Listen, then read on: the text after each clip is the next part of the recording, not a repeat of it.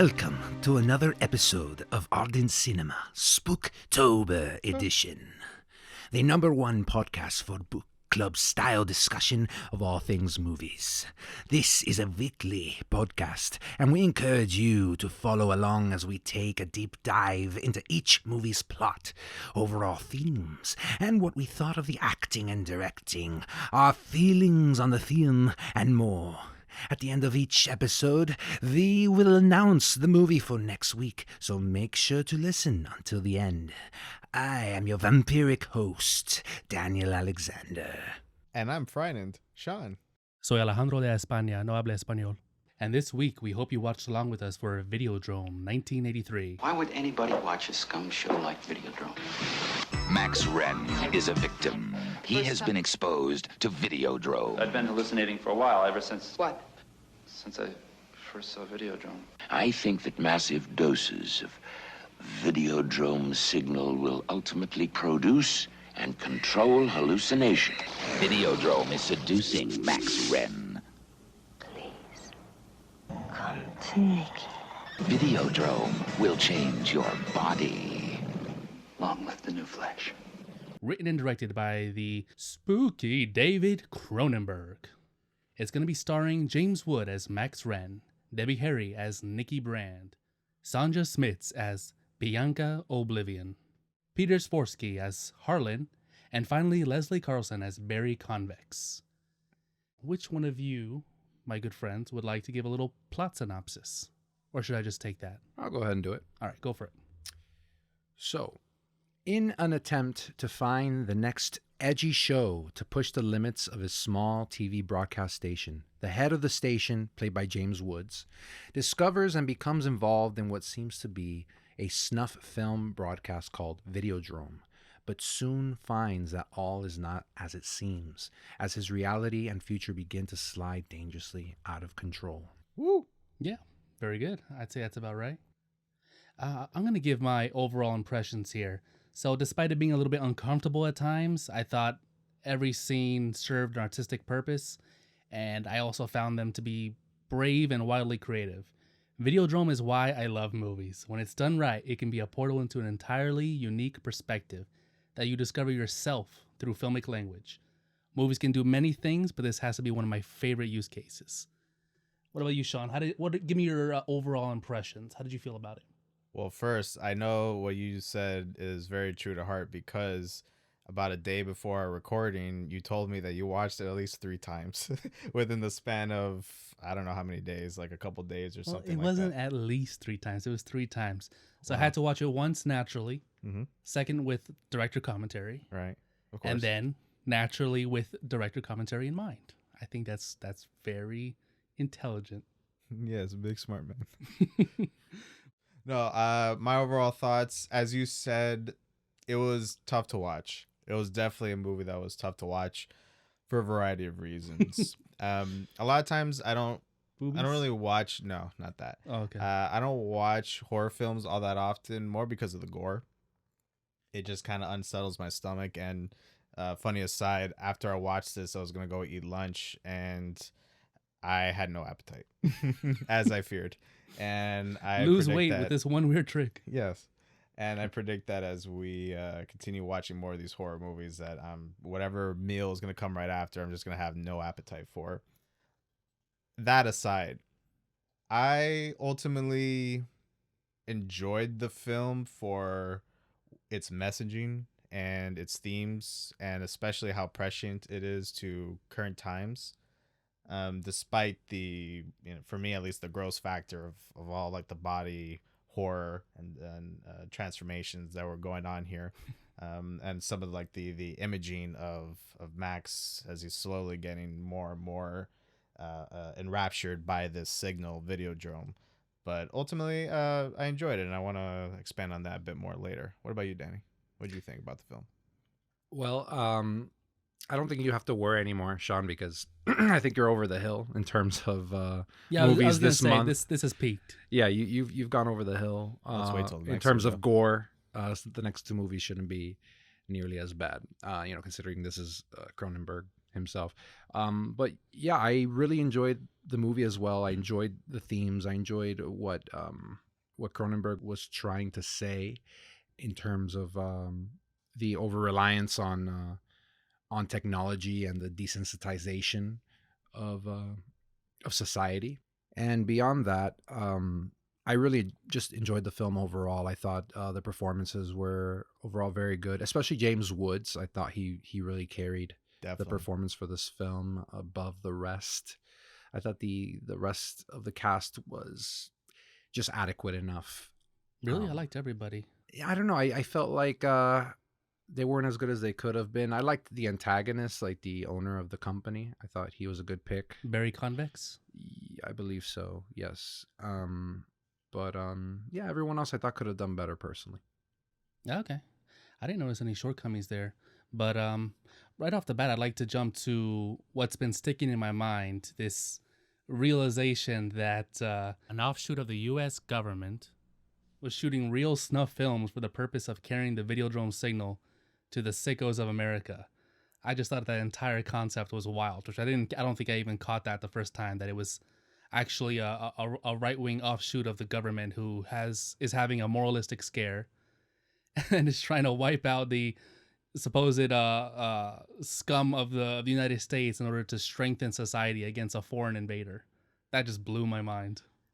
Yeah, that definitely seems like a overcorrection from the Cold War era where, we're still fighting the Soviets at the time, and, maybe certain Americans thought that, we're getting weak because we haven't been in a full-blown conflict by that point in about like 10 years or so. We've been mostly doing like proxy wars and things like that, or, Vietnam.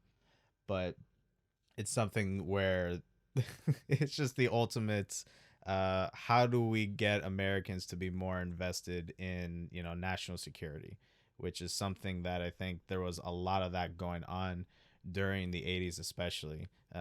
Even as like the Soviet Union was like degrading in power, you still had a lot of like war hawks that were trying to get into different countries and, wage, like I said, proxy wars, like in Nicaragua, for example, or Afghanistan.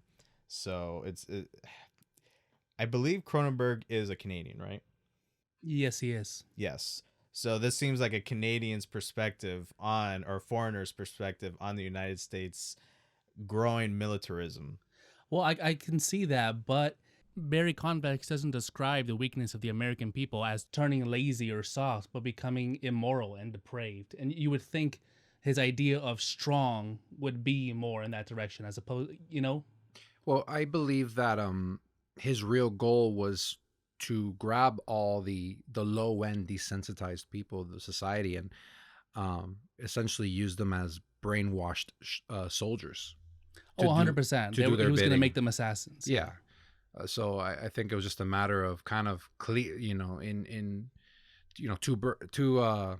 two birds, one stone, kind of like at the same time you're sweeping up all the low lives of the city. You're taking them out of there and you're making them your personal army. Yeah, these people that are degrading the moral fiber of the United States. Exactly. His henchman Harlan did actually say in the scene where Harlan and Barry Convex confront Max in Harlan's computer room that Americans were getting soft and they were getting weak. But his definition of soft and weak are incongruent with the Cold War fear kind of mentality. I don't know that I would agree with that, because at the time, we were out of a conflict, prolonged conflict in Vietnam, and people were completely tired of a war and just were completely over it, to the point where there was a lot of anti-military sentiment.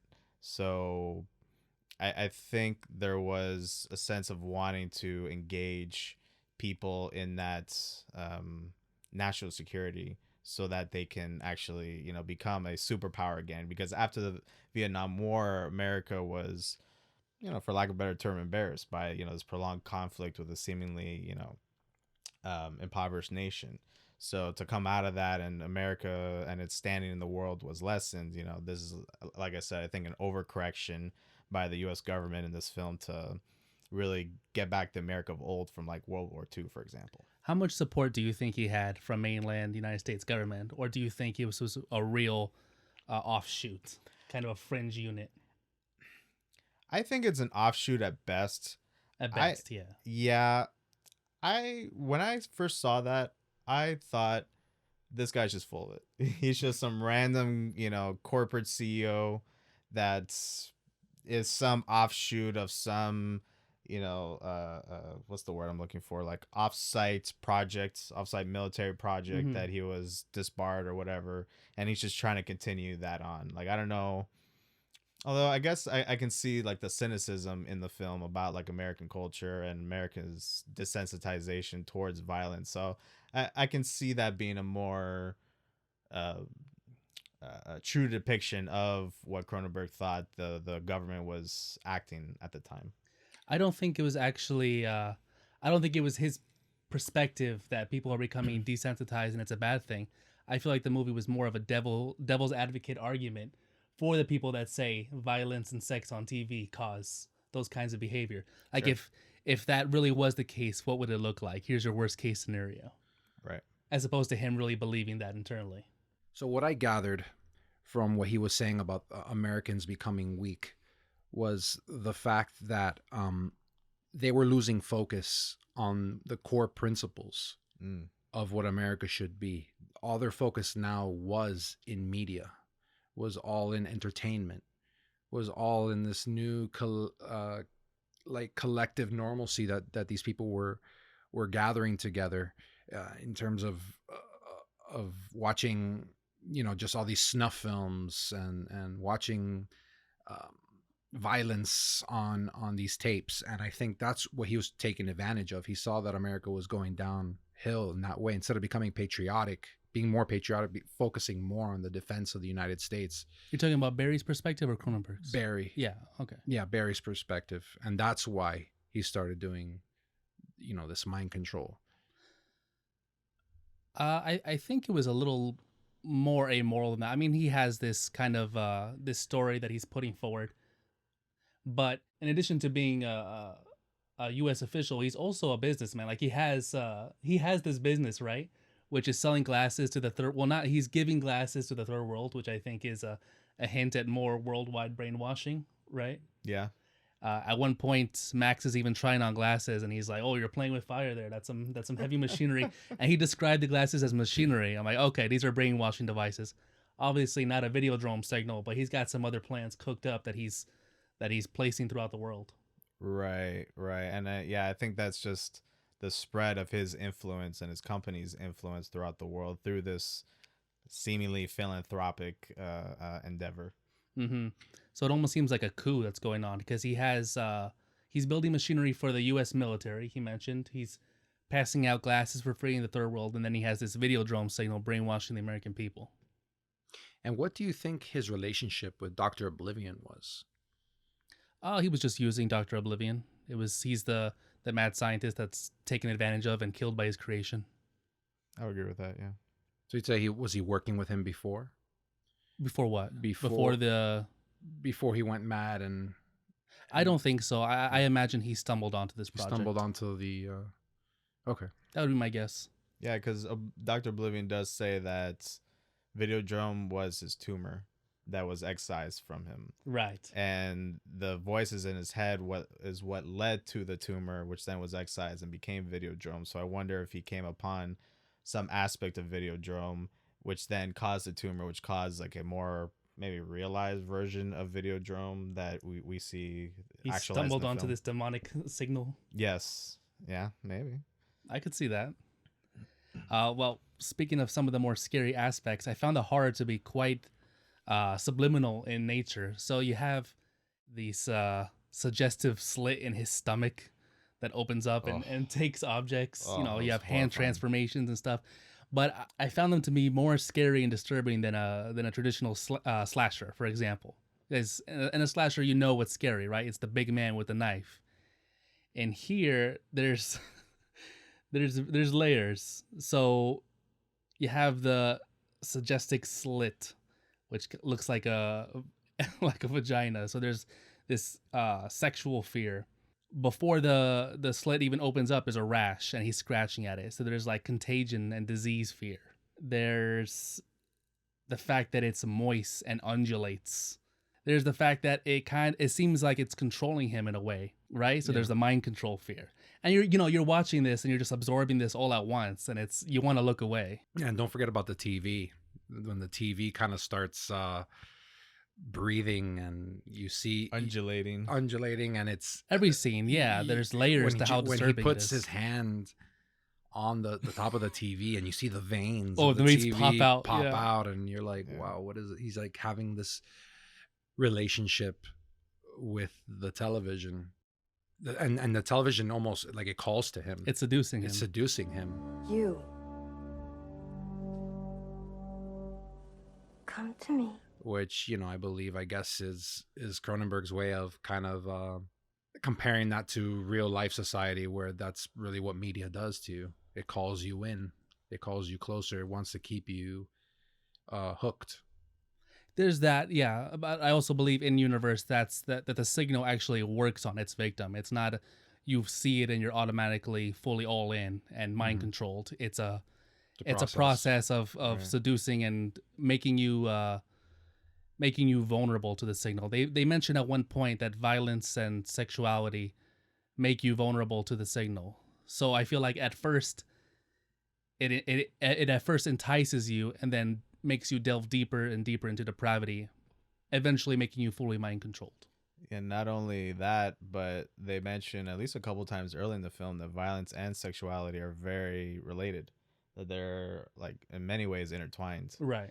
So, whether that's through the knife play that Nikki wants to do, or through all like the suggestive content in the film, or like in the Videodrome film itself, or the TV undulating and the way that it's presented, and how it's usually always Nikki, so like beautiful woman, and focusing on her features, whether it's like her eyes or her mouth, her lips.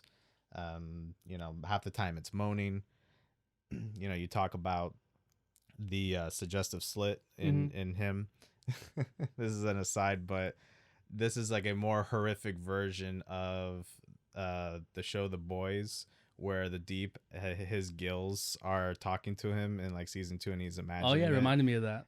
I definitely was reminded of that, and it was a much more horrific version of this, because at least they're trying to be supportive to him.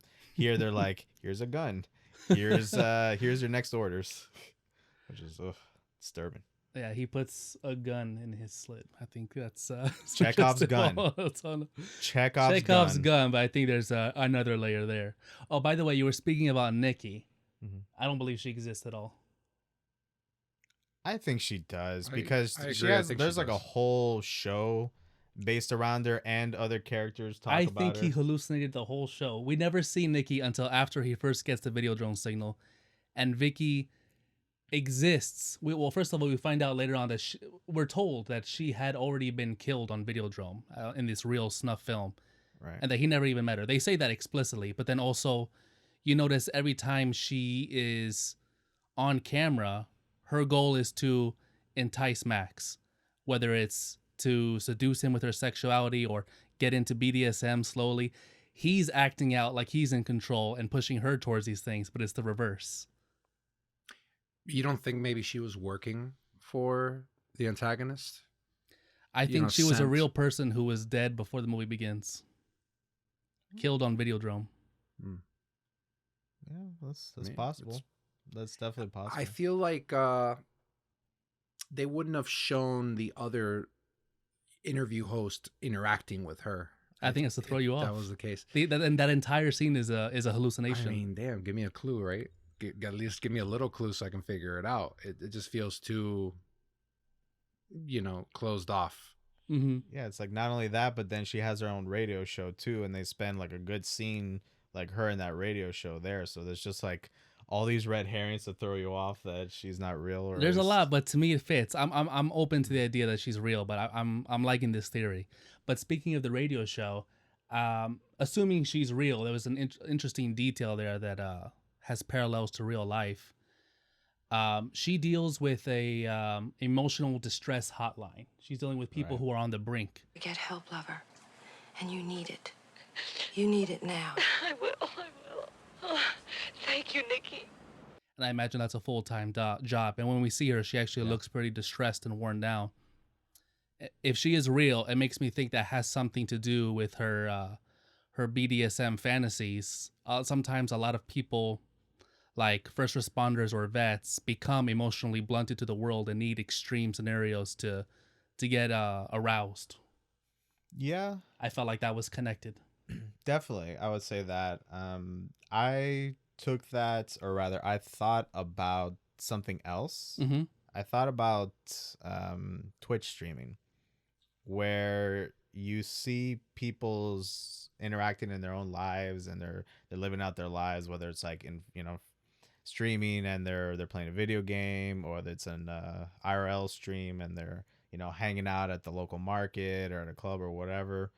And a lot of times you also see them kind of worn down and they're trying to get through the day, and then they see someone else in their chat that is also worn down because of certain events in their lives that are just very distressing for them, and they try to be almost kind of like an emotional support for them in an instant, Right.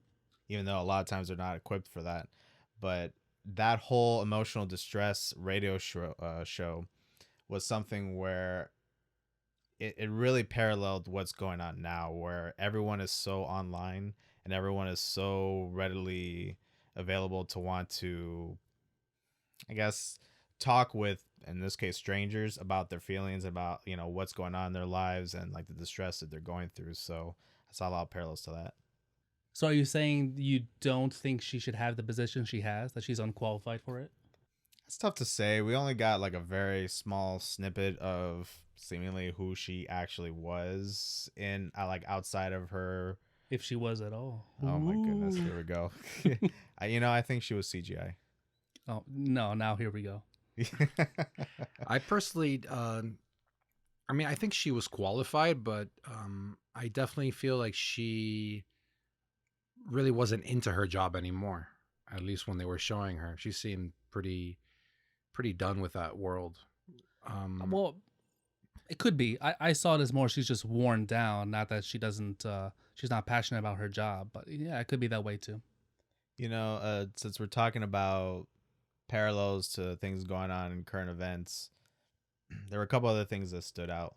One was during Max's like assassinations, with like the news broadcasts, where they're saying, oh, Max Wren, this 34-year-old head of the channel, is wanted in the what's the word I'm looking for? It was double the homicide? the motiveless killing of the executives at the channel. Do they really say that? The motive? Yeah. Wow. They do. And that instantly made me think about, unfortunately, a lot of the mass shootings that have been going on over the last few years, where somebody goes on Facebook Live or on Twitch, heaven forbid, and starts live streaming them, going on a rampage, so to speak. And a lot of times that you hear about their motives and it was basically nothing. Or they blame movies and video games. Well, the media will often try to blame those aspects. Not as much anymore, but a few years ago that was a big thing. For sure. But that was a big parallel that I thought of because I see that. Buffalo, the shooting that happened most recently, that was definitely like that. And a lot of times these guys want to get notoriety because they, fortunately it's a bit of a feedback loop where they see one person doing, they get notoriety, so they want to have notoriety in their lives seemingly because they have nothing else going on at the moment. So then they commit their horrible acts to hopefully, have the notoriety. But then with Max in this film, he's trying to hide away from it. Like his reasoning, through the events of the film is not for the notoriety, but maybe this was something that was unintended in Cronenberg and he couldn't really see where the internet was going and like this proliferation and people's, ability to present themselves online. But it was something that was really exacerbated over the years. And like that kind of, well, I don't really have a reason why I'm doing this. I'm just going to do it.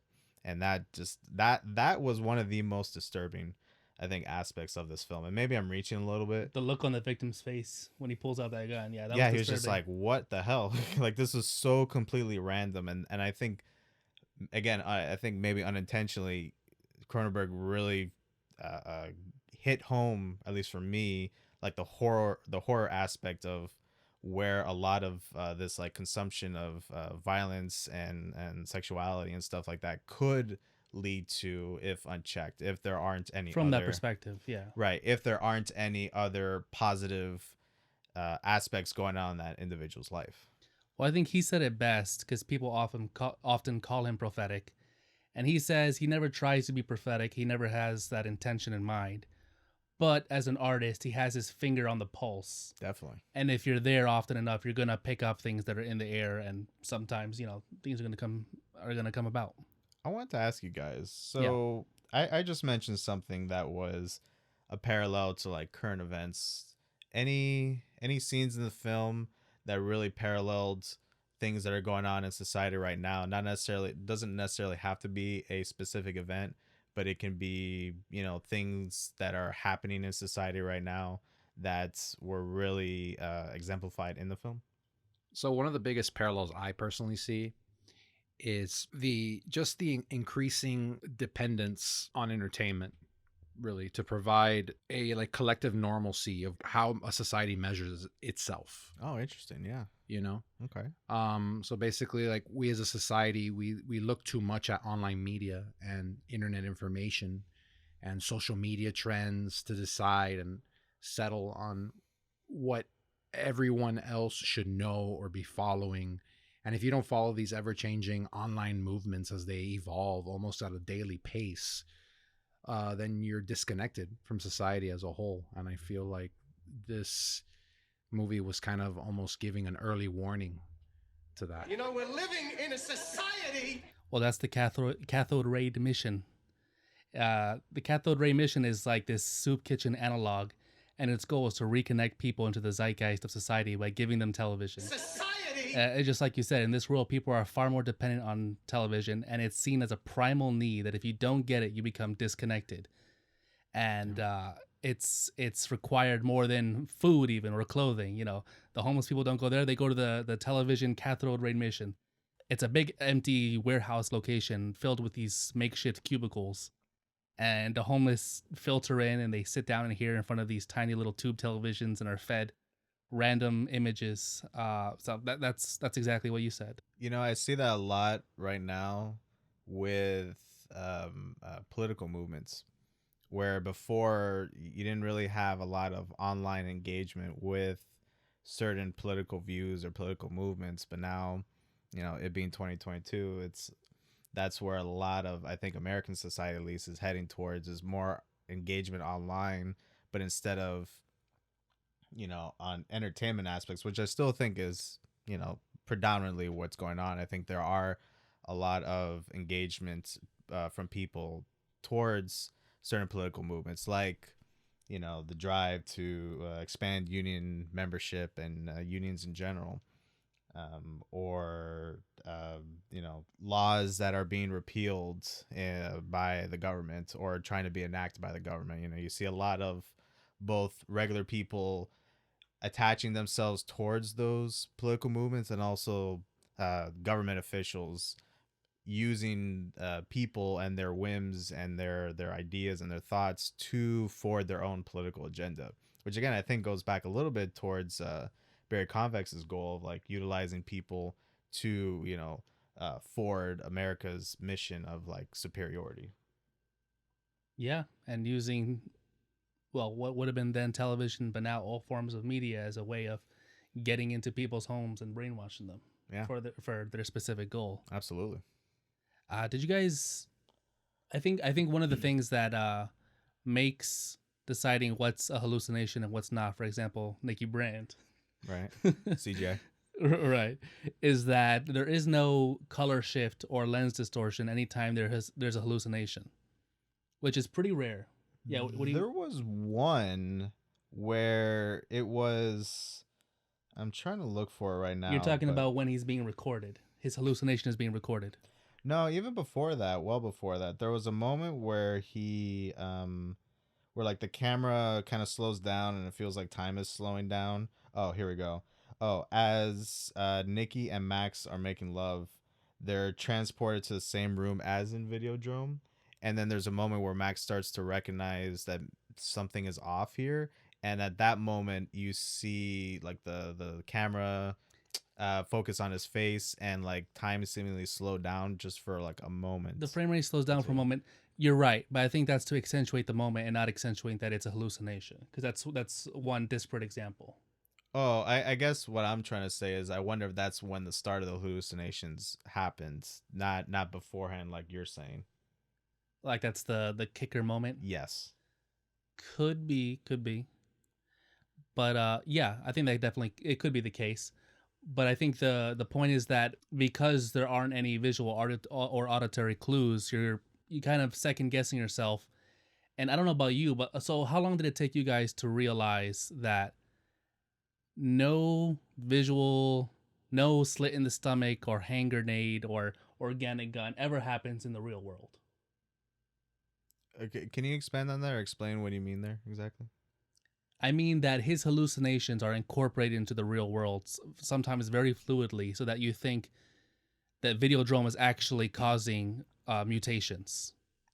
But none of that ever happens. The movie is entirely in his perspective. Right. Where does the gun go then? The gun he probably put in his pocket. At moments we do see him put it in his jacket pocket for sure. That's true.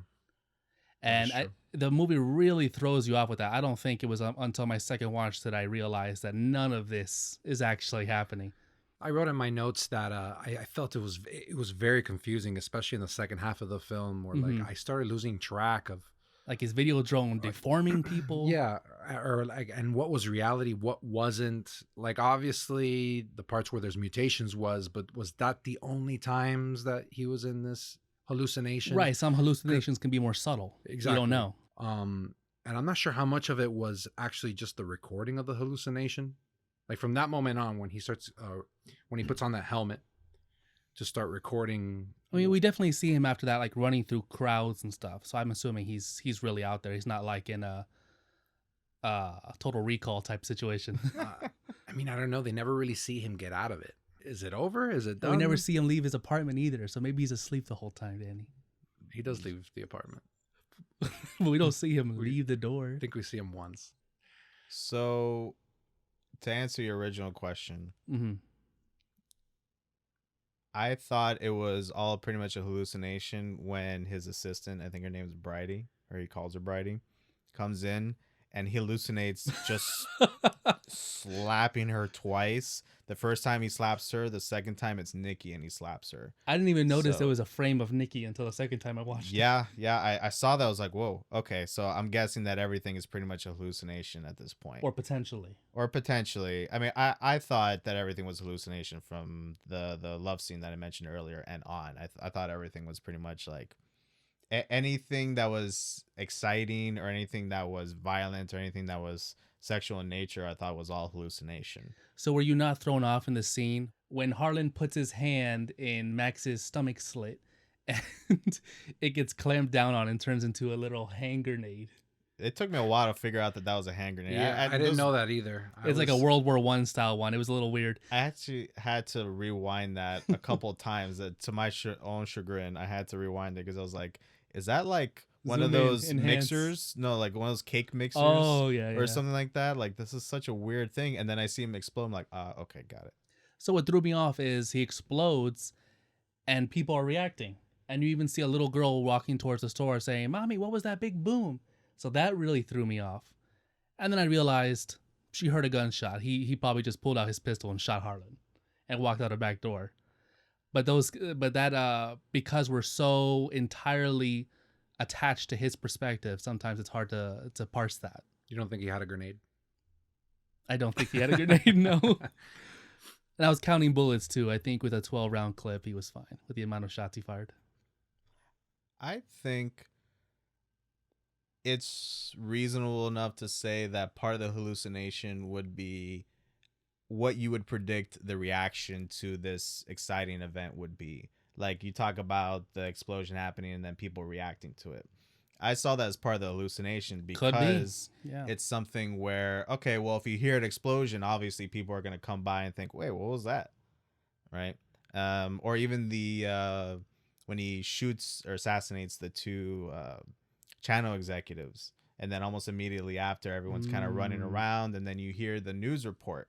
And that's something I'm sure he's watched a million times, like those kinds of news reports, because, you know, he's definitely a violence junkie in that regard. Well, that's an analog to real life hallucinations, like schizophrenics. You hear or see something, and then your own mind justifies it and figures out a way to make it real. Right, and to So- incorporate yourself into that, yeah. Right. That's cool. One argument that I have that was all a hallucination. All, what do you mean? Since the helmet? Since Oh the my helmet. God. Since the helmet, not so everything before, yes and no? No, I mean the helmet. Yes, there was hallucinations on and off before the helmet, but I'm saying like once he put on the helmet, it was all one big. All right, but answer me this: Why? What does Harlan gain from keeping him in a trance-like state? He wasn't keeping him. That's just his perspective of what the hallucination was. It could have that didn't have to take so long. You ever had a long dream and you've just been there for? Yeah, but it's not a dream. He's having waking life hallucinations, so that would be in real I don't time. know. I've never had hallucinations. I don't know how time works in a hallucination. Well, in the movie, the hallucinations work in real time. Okay. Well, and he has nothing to gain from that. I'm sorry. Well, where were the law enforcement? Nowhere. The entire time. There was no police officers. Police officer to what? What would they respond to? All of his killings, and he spent. Oh, they're after him. Days. He runs out the door, and then he's a wanted man. Also, I just felt like I never saw them. We don't see them ever that's chasing them. I never hear sirens. I never hear, like, it just feels kind of trippy. Feels a little like a dream to me. Also, doesn't Harlan work for Barry Convex? Wasn't that the idea, or is that just part of the hallucination aspect of it? It's like he's incorporating people in his own life. In this case, some guy that he's kind of suspicious about, or maybe he's not quite on the up and up, as part of this, overall conspiracy. Well, Channel 83 was specifically chosen because Max was creating content for this depraved subset of the public. So, which is who they wanted to target initially. Which is who they wanted to target. Yeah. So I think he was specifically chosen, and Harlan. He was integrated. Harlan was a sleeper. Harlan. It makes sense that Harlan was a sleeper agent in order to get control over the company, because they needed this specifically to complete their plan. Like, they needed Max. Right, which is why I think that he was definitely highly involved in it and was trying to experiment on Max, by showing him the signal. I mean, we had many scenes of Max going in there and Harlan showing him different parts of Videodrome.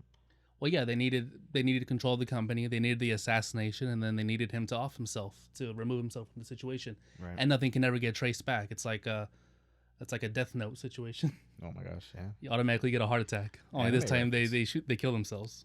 What would you say is your favorite scene or visual effect? What stuck out to you? And I know favorite is a strong That's a word highly strong word. I mean, nothing was a favorite for you. Let's say impressive. Impressive?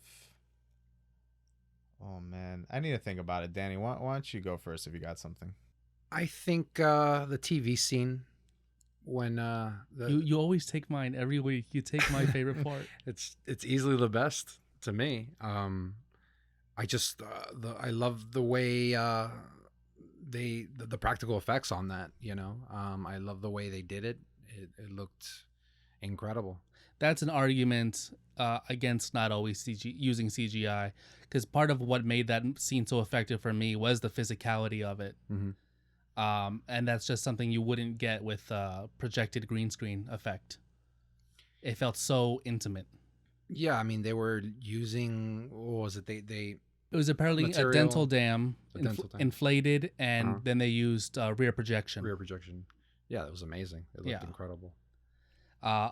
I loved a lot of the effects, so that one was my favorite. But my second favorite would be the scene where Max is whipping the TV inside the Videodrome room.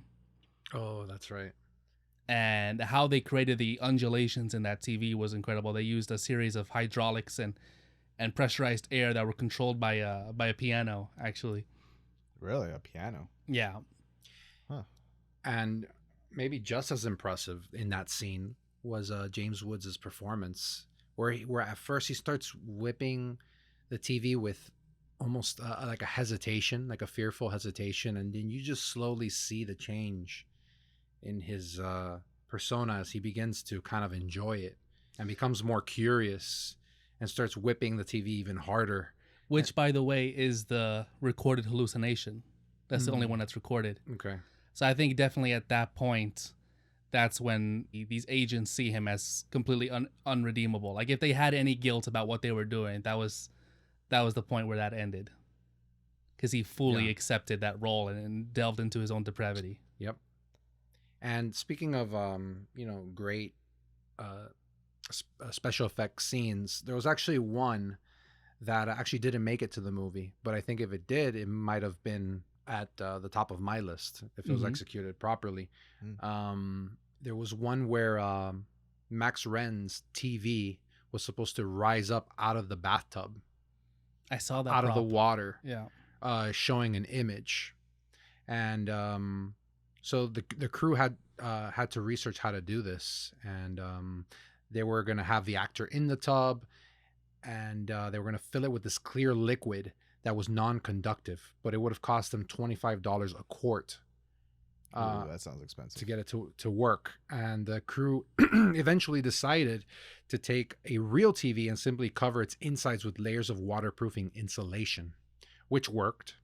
They dunked it into a swimming pool and found that the TVs ended up floating due to the ultra high vacuum inside the picture tube. But unfortunately, the scene was removed before it was filmed. Not entirely sure why. They seem to have it ready to go, but yeah, I don't know.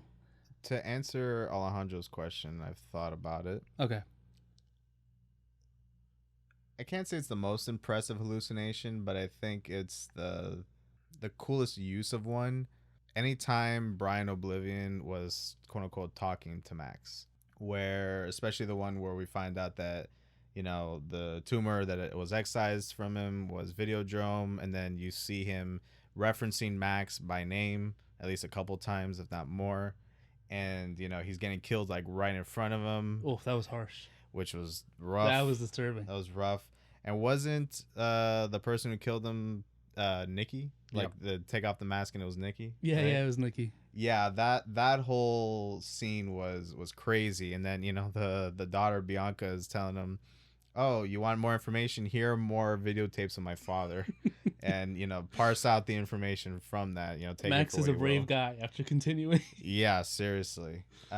So that was something that was, I guess, just really impressive, because early on in the talk show scene, the Ren and King show, Brian Oblivion talks about that he never wants to appear on television unless it's through a television. Mm-hmm. And that's, you know, very consistent. And, you know, thinking back later about Bianca telling him that, you know, he passed away, that was a recording of himself that was on there, but seemingly was able to, like, I guess, hold a conversation to some point with this random host.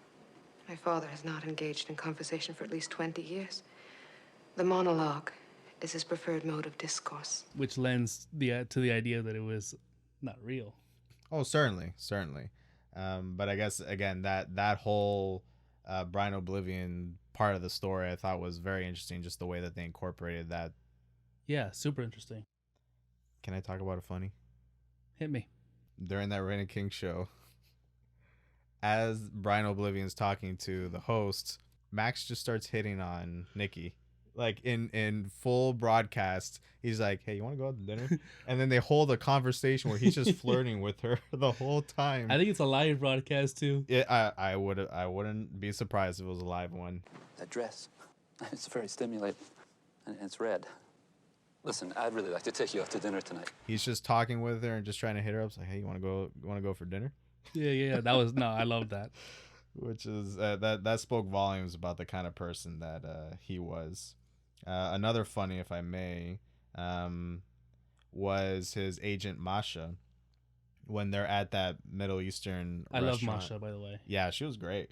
Yeah, I thought you guys talk about the acting being, or at least Danny was talking about the acting being so. I thought she did a really good job of being that kind of, I mean, for lack of a better word, almost like gypsy woman who's trying to warn Max against like this encroaching danger that's coming. So, you know, she's supposed to be like the voice of reason, so to speak. And then just randomly, Max goes, "Oh, maybe you'll watch me in the shower, or maybe we'll take a shower together." Mm-hmm. And she goes, "Well, you're a little old for me." We can take a shower together. Anytime you say. I'm sure you would be very beautiful. But you're a little older than I prefer. And then the waiter comes by and is like a younger man, and she's just looking him up and down, and Max goes, "Oh." She has the Leonardo DiCaprio syndrome. Oh, yeah. 25, get out of here. Masha's the smartest character in the movie, by the way. She figures everything out in with a day or two of research. Oh yeah, no, she knew what was up, and she didn't want to get involved with this whatsoever.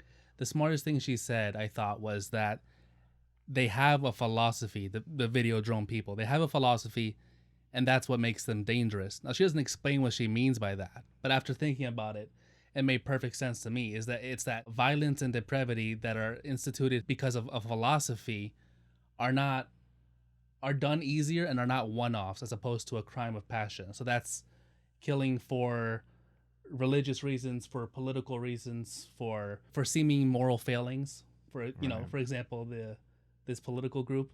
Right, yeah, no, and that's definitely what makes them dangerous. So she completely tuned into that. Oh, absolutely. Agreed. The fact that they have that philosophy just makes them so dangerous. And it was also interesting to see that first during the recorded hallucination that Ren goes through. At first, it's Nikki. Max? I mean, sorry, yeah, Max Ren. Yeah. Max. Oh, Ren. okay. That Max goes through. When he's whipping the TV, at first it's Nikki, but then it shifts to Masha. Yeah, he secretly wants her. Yeah, his joke before wasn't so much of a joke. So that was interesting to see. I guess the hallucination was bringing out his inner desires. Talking about that, a lot of like the sexual nature of the film. This is kind of related to it being a funny. The satellite where supposedly they get the broadcast from is called Snooker, which, if I'm not mistaken, South Park did an episode about Snooky. about the snook. I think that's supposed to be a term for a vagina. So this being called the snooker, I think, was another sexually charged term that was inserted here to kind of fit the theme of the film. I did not catch that. Masha also figures out that the signal is not for public consumption. You don't know what she means, but she says that. But we find out later that the signal has literally never been broadcast through the air. She says it's too political for him. We find out that this is a political movement. So Masha, in like 3 sentences, describes the entire the entire plot of the movie, and it just goes over Max's head and over all our heads, I think, to begin with. Yeah, it's definitely some kind of weird government American cabal that was like just rising up to just take over America at large, because Harlan and Barry Convicts are talking about, well, this is going to be produced widely through the channel once they gain control of it. So that's they're enacting their plan. Ooh, and in the beginning of that scene between Max and Masha, the camera focuses in on her lit cigarette, right? And it holds there. And in the scene prior, Nikki Brand, right? Nikki Brand brands herself with a cigarette. And then we see Max looking at her, looking a little bit undecided, and the camera cuts towards that next scene. So I think we know he got in on that and started burning himself too. Yeah, he flinched almost when he saw it, just for a moment. Like he reacted to seeing it. Mm-hmm. I mean, I don't feel like he joined based on his reaction. I thought he was more very hesitant. He was hesitant and disturbed, but I'm sure he joined in on it. You think so? Yeah. Potentially. I mean, that's what she's pushing him towards.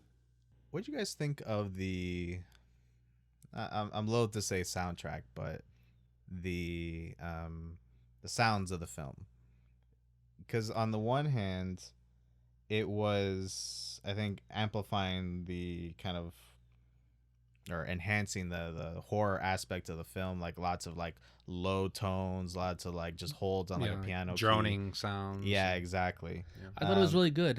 It's done by Howard Shore. Yeah, and it's like you said, subdued, right? Nothing you can whistle a tune to, but I think it's effective. Yeah, it reminds me of the video game series Resident Evil, where it has very similar droning kind of sounds, kind of ambient sounds at certain points. That it really used that to great effect. But I'm curious to hear from you guys. What do you think? Do you think the soundtrack really enhanced it or took you out of it? I feel it was somewhere between. I feel it was very fitting, actually, especially considering this was all about this video signal that was affecting people's minds. The music kind of played to that by having almost like a sound signal effect. You know, having this droning sound, almost like kind of enhancing the feeling that this movie is brainwashing you as you're watching it. So it's kind of, you know, it kind of enhances your anxiety as you watch it. Do we ever hear any TV static noise in the film? No, I don't think they ever include that. Which, thank God, because I can't stand that sound. Oh yeah, no, it's a bit overplayed. That CRT too. ringing. Yeah, it's a bit overplayed at this point, but I'm a little surprised, I guess, that they didn't do it. But man, I'm happy for it. But what did you think about that, Alejandro? The soundtrack of the film? No, like I said, I thought it was, you know, everybody wants a soundtrack that's memorable that you can put on Spotify, but I thought it was very effective for what I was trying to do. I'm sorry to go back to disturbing things, Sean, but one detail I really liked was that Max's hallucinatory interpretation of being programmed is having a videotape forcefully inserted into him, which is like a rape metaphor for sure. An organic videotape. An organic throbbing videotape. Yeah, that thing was convalescing there. It's just breathing. You could see it writhing as it was getting closer to him. And then towards the end, when Harlan was going to put in the last one into him, it was like made out of, you know, skin and sinew and tissue and blood vessels and stuff. It was disgusting. Yeah, so I thought it was really interesting that they choose that hallucinatory interpretation for being forcefully programmed. And then the second way we see that is when Bianca reprograms him. We see his interpretation of that reprogramming as a physical death. Right. He gets shot by the TV. So if you guys don't remember, he goes to the cathode ray mission to assassinate Bianca. She catches him in time and tricks him into looking at another Videodrome signal, which reprograms him to her intentions. And that's when he goes on the killing spree, killing the government agents and such. But I thought it was really, really smart to create for his hallucinatory interpretation of being reprogrammed as a physical death, just like any accepting of a new idea in life, it requires a death, you know, a dropping of the old. And this new group that he joins now, what was their motto? Long live the new flesh? Long live the new flesh. Well, that was always the philosophy. The philosophy. It's funny, that philosophy, long live the new flesh, is, I think, agnostic to whoever's doing the programming. I think that's built deeply into what Videodrome is. You become connected to now you would call it the omniverse or the metaverse. Now they would call it the metaverse. So you become tapped into the metaverse and you no longer need your physical form. So I actually don't believe Nikki or the government agents ever need to program people to kill themselves. I think the philosophy is built into the Videodrome signal so that after whatever they program you to do, people are going to off themselves. They no longer believe in the physical form. It's interesting you say off themselves. Well, the reason I bring that up is because a lot of the destruction of the flesh is through gunshots. And I believe this film takes place, well, partly in Pittsburgh, but was it also New York City? No, never New York. It kind of looked like New York City, like a big metropolitan city. And the reason why I mention this is because during the 80s, there's a huge, crime wave going on, and there's a lot of gun violence. And again, I think this is Cronenberg's interpretation of a lot of the growing gun violence and crime that was happening in the 80s in America, and his interpretation of, this is where this gun violence is leading if unchecked.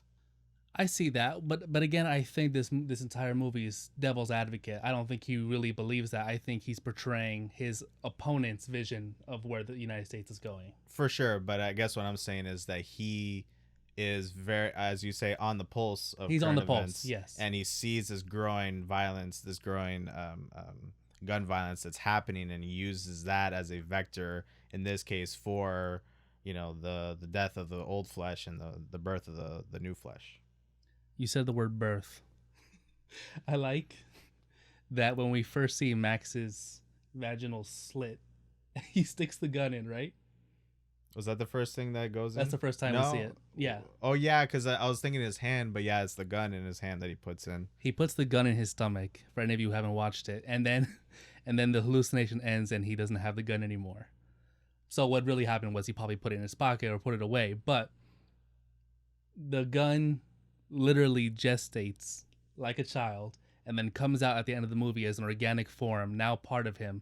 He gestates into an organic weapon. Oh, you see like plasma all over it, and it's like a newborn birthed, right? If you they come out and there's like sinew and like stuff from the mother that's on it. That's just so fantastically clever. Yeah, I love that practical effect when you see the wires of the gun start piercing through the hand. Not entirely convincing, but very disturbing. Yeah, very disturbing. I mean, the hand is definitely, you can obviously tell it's a fake hand, but but it's super effective. But it's super disturbing, and just when you see it finally completed, it just looks like the guns have these wires interconnecting with his veins, and it just becomes one with his body, and it was incredible. I was loath to ever look at his hands after that moment because it really churned my stomach to the point where I just lost my appetite for anything, for just anything, for at least a couple hours after that. So it was hard to watch that. So what did you guys think of the overall pacing of the film? I thought it was really good. The only pacing difficulty I can imagine, if I'm playing devil's advocate here, is that because, especially when you're not used to it in the beginning, it can be really hard to watch those scenes. By the way, I mean, you guys have seen the movie now, listeners, but this is probably the most don't watch it with your parents movie ever made. But I could see why some people would want the pacing to pick up in the beginning because of how difficult it is to watch. But I thought it was perfect. I thought, and this is rare for me to say, I thought it was, I think, perfectly paced. I would say every scene was engaging, even for as disturbing and disgusting of a film this was. Every scene was engaging. I think it had a clear thorough line for each scene, and there was a natural progression in terms of his sanity from the beginning of the film to the end, and his degradation, so to speak, of his old flesh throughout the film. So there wasn't a scene that was boring, quote unquote. Like, everything made sense to me and was it kept me enraptured throughout. Cronenberg's pretty good about that. He's actually one of the few directors that can often over-tighten his movies. I believe during one of the special features, I saw that the original cut was something like 74 minutes, and it was completely incomprehensible. There was not enough context there. But that's definitely a different mode of working than most directors who want to put out a 3-hour film and the studio forces them to cut some scenes. So I had no problem with it. Yeah, I agree. I overall didn't have any issues. I guess when I was first watching it, I suppose I expected more body horror from earlier on in the film. So about midway through, I was thinking, okay, this is pretty tame for a Cronenberg, until the final 25 minutes. Then It was like, all right, then they unleashed everything. I enjoyed it. I guess I came with a certain expectation of wanting to see more body horror from earlier on. I thought the most disturbing scenes were not the body horror ones, but for example, Max and Nikki making love, and then that moment that switched, that slow-mo that you mentioned, and the camera pulls out and they're in the Videodrome room where we've seen all this violence and depravity. That was torture, yeah. That was disturbing to me, and the music and It's true. just the speed of the camera. Ooh. Yeah, I was happy that there wasn't a lot of body horror for good like 40-50% of the film, because that's the thing that was most bracing myself for as I was watching this film. So I was happy that there was a lot less of it in the beginning. At least it was a bit more of a respite, and I can get more engaged with the film. Okay, well, there you go. Perfect. If you have that perspective and that makes your stomach queasy, then you can at least get into the story without without running for the hills in the first half. Absolutely. Yeah. As I was going in to watch this movie, I kept thinking, oh my goodness, I'm going to have to turn away like every other scene here. But thankfully, no, that was barely the case. Like only towards the end, there was some like, again, the stuff with his hand and the gun that was like a bit too much for me, that I had to turn away at certain points. But beyond that, I was okay with pretty much everything else. Well, what did you guys think of the ending of the film when he kills himself? That was perfect. Shouldn't have been in any other way in my mind. He was in a ship, correct? He was like in some abandoned shipyard. Yeah. He wanders off and finds a homeless bum's bed and lays down in it. Yeah. And then he has his final hallucination with Nikki, as she tells him to let escape go. the flesh. Yeah, to escape the flesh. And he sees his own death in the television. Oh, that was so cool. And then he repeats it. Yeah. I thought the ending was very apropos for where things were going. I mean, Yeah. I made a note that, is this movie all about basically us watching some rube just slowly degrade over time because he got screwed over at the very beginning or at some point before then, to the point where he was just, all right, we're just going to watch him flail about and try to get through what was going on, but ultimately he's screwed. Yeah, well, we don't really ever find out if anybody can overcome the brainwashing. Obviously, Max, at the very start, had these inclinations, so he was susceptible to the signal right from the start. But if you showed it to I don't know, the nun down the street, some nun, some 4-year-old, would the 4-year-old go crazy into violence and blow his head off? I don't know. Well, I hope not. According to Barry, Max actually had a certain level of immunity to it, in terms of I thought that was BS. You think so? Yeah. In terms of levels of going crazy, of going mad. To get him to feel comfortable to keep watching the signal. You think so? Yeah. I thought maybe it was true and it was enough, because they were still working on this signal and trying to maybe fine tune it, and maybe they had to find the right people to be able to withstand the levels of insanity that come with the brainwash, and they finally found it in this guy, so they were able to use him properly before he, reached the point at which he had to commit suicide. But if that was the case, that would be a bad thing, because all they really need him to do is be programmed to kill his partners. So if he was resistant, that would be worse off for them. Well, resistant in terms of the fact that he didn't immediately go crazy and need intense psychiatric treatment. Like I don't think that's the effect of the Videodrome signal. That's just what they're telling him. The effect is to be programmed and then kill yourself. Right. Okay. Yeah, I guess that's possible. I thought maybe they were. You could be right too. That's my interpretation. I thought maybe they had been testing it on others and they couldn't reach the mind control section of it because they would go too crazy too quickly. Let's hear some technical tidbits, excuse me. Technical anecdotes? Technical asides? Sure. So the ending scene when we see him pop goes the weasel his head, and wow. And the TV blows out and we see organs and such fly out. They used real pig guts there, and that was the very last day of shooting. They were actually 7 hours over the final day of shooting, and you had studio heads and financiers there trying to get them to wrap it up, because the director had 2 other endings in mind that he scrapped that day, so they kept having to move locations because he couldn't make up his mind. So they had pig guts a couple days in advance stored in a garbage bag. So they're there in this enclosed space. And the first time the hydraulics actually don't go off, so it fails and they have to reset it all. They'd already been working the entire day beforehand, and it's 7 a.m. Christmas Eve. What? Everybody kind of wants to go home, and they're all not extremely happy. So the technical whatever, the tech guy, he over tightens and pumps those hydraulics so it blasts full power, and that's what we see. It succeeds, but rotten pig guts did fly all over the crew and financiers. So you're saying this is a Christmas film? That was Christmas dinner. Actually, that's what they ate right after. No. And if I'm not mistaken, I think of the three possible endings, the one that they went with was James Wood's idea. Oh, I didn't know that. Yeah. Mm-hmm. So you're saying James Woods' idea was Videodrome? He is Videodrome. My goodness. Another one is that there was a technical difficulty with shooting video on film.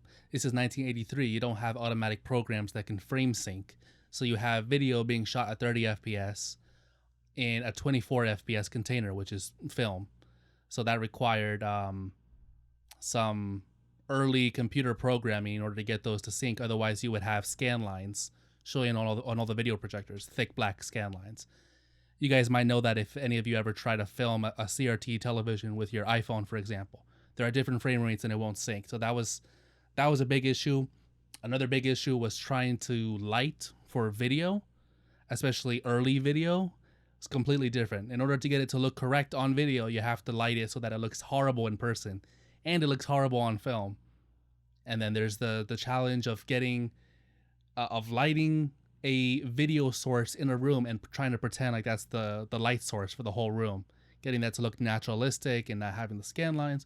So everything encompassed, it was quite a big technical challenge to do this movie. And you have to remember the average age of the tech crew was like 23. It was a bunch of kids out of school. Really? All kind of winging it and figuring it out as they go. A lot of the effects we see, they were figuring out on shoot. Maybe a day or so ahead. They had to kind of wing it. That's impressive. Yeah. Definitely impressive. I have one, well, it's not technical, but it's a little fun fact about the film. How dare you? Sorry. Related to technical bits. We'll get back to the technical in a second. I'll just say this one. I'm going to release you from your flesh. Long live the new flesh. Long live the new flesh. So the TV station, Civic TV. It was actually patterned after what was called City TV, an actual television station that started out in Toronto and was particularly infamous for showing softcore sex films as part of its late night programming. And at one point of the film, one of Max Wren's partners is actually called Moses, which is a reference to the founder of City TV, Moses Znamer. Yeah, I heard about that. That was really cool. It was actually one of the first cable channels in Toronto, and also showed kind of in the moment interviews with people on the street about current events. So it's kind of this weird amalgamation, pretty unique for its time. It was kind of like a precursor to social media, And even just maybe 10 years later, like Men on the Street interview stuff that would happen with like Jay Leno, for example. That's right. Like he was really a big proponent of that stuff. So that's interesting. It's cool. If you guys don't mind, I'm ready to give my score. Absolutely. Alrighty. So you start us off, Alejandro. I'll start us off. I'm going to give it a 9 out of 10. Ooh. It's everything I look for in a movie. Unique, emotional, smart, brave. That's important to do something that maybe people around you, financiers, the audience may not know they want. It is brave, yeah. And unflinching. So that's my score. What about you, Dano? So I'm going to give it an 8. I'm going to give it an 8. Son of a...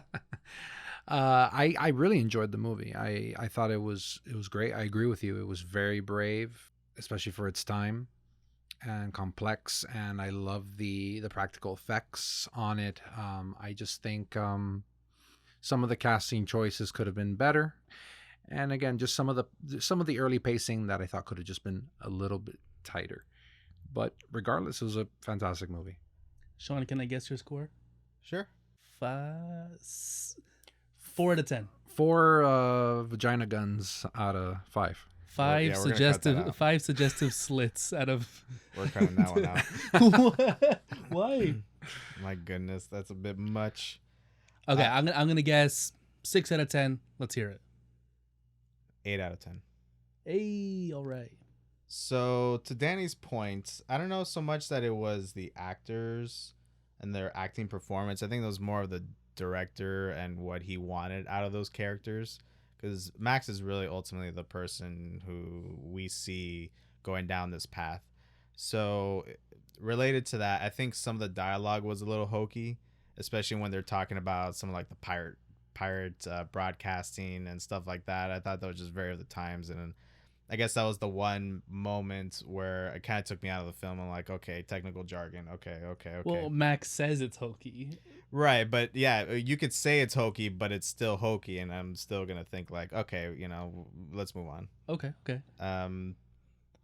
Overall, it was a very tough watch, incredibly difficult watch, but as I've mentioned earlier, it was incredibly prescient, much more so than I thought it would be.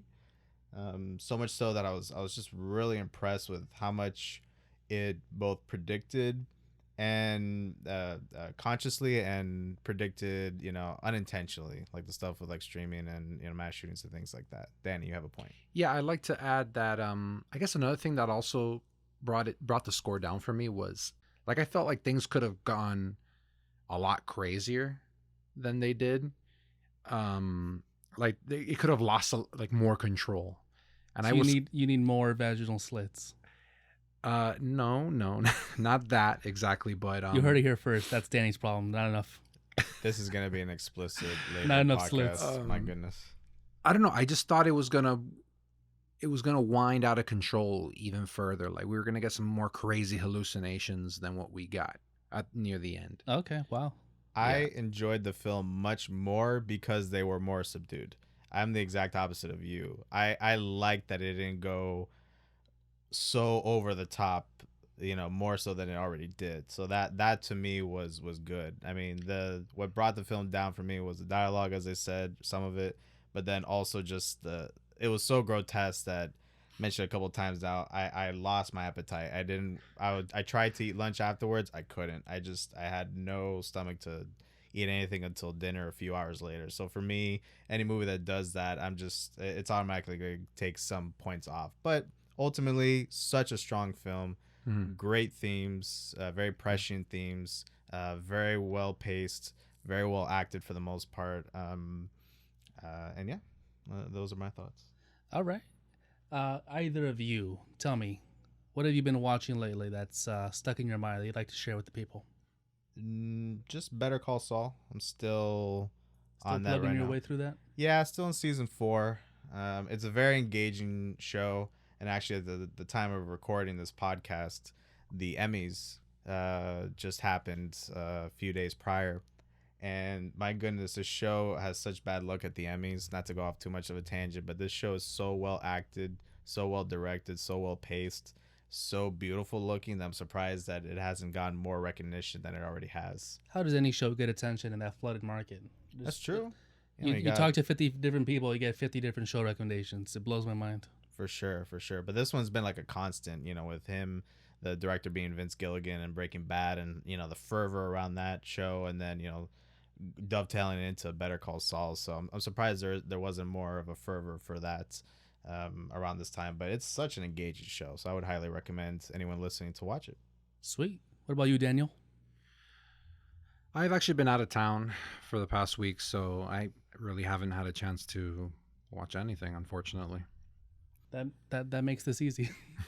I saw a movie called Samuel's Travels /Squeal. Didn't like it. /Squeal. Samuel's Travels parentheses or / backslash. Oh, backslash. So the other way? No, there wasn't literally a slash. I'm just saying it has a subtitle. It's a slasher? Shut up. I didn't like it, by the way. Keep going. A man is traveling in Eastern Europe looking for his biological father when he gets lost and chained up as a slave at a pig farm. Listeners, you where can't did you see me, find but I'm this shaking my movie, head. first of all? I watch random stuff. Where did you come across this one? This was on Amazon or something. Okay. So yeah, he's chained up, and the people at the pig farm are trying to tame him, and there's this woman there who's falling in love with him, and he starts to fall in love back. Listeners, in case this was edited out earlier, I'm shaking my head as Alejandro's describing that film. That is so random, dude. So, I didn't like it. If you like subversive works that you're unable to predict, then give it a shot. I thought besides the story being completely unredeemable, it had some distracting CGI work. But there you have it. I mean, I think everything's CGI, right? Samuel's Travels / Squeal. I think everything's CGI, right? You are going to be CGI if you don't shut I am CGI. God. All right, so next week's movie is Creature from the Black Lagoon. It's a 1954 film, and you can watch it on Amazon Prime. Follow along if you dare. No, but seriously, watch it so you can join in the conversation. So any shameless plugs, gentlemen? Well, the most shameless plug of all is our Instagram and our Twitter. You can follow us at Ardent Cinema for both. So please engage with us there. We'd be happy to hear your comments and thoughts on the podcast, especially our posts of each new episode. Follow that along. As we mentioned in the beginning, each episode is a weekly drop, now on Mondays at I think 7 a.m. Eastern, so you can download it then. And please do download and rate the podcast on your favorite podcast app. That really goes a long way towards helping the podcast. So any engagement there will be greatly appreciated, guys. Yeah, rate and comment on Apple Podcasts would be fantastic. Alrighty, folks. Goodbye. And long live the new flesh. We bid you adieu. Farewell.